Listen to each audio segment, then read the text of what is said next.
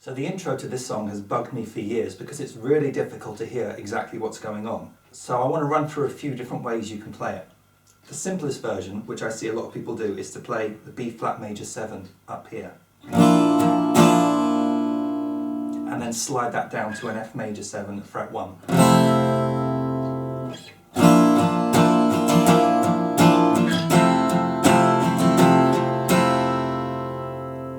Which is quite an easy way to play it. But in the little live footage I can find of Bowie playing it, he seems to have his hand down here for both chords. So you could play the B flat major 7 like this, and the F major 7 like this. So we get...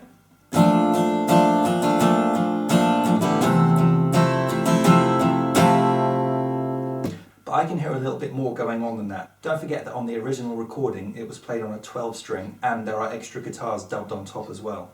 I think it's a B flat major 7 like this, with the low E string included. And then it alternates by barring the finger at the first fret as well. So we get...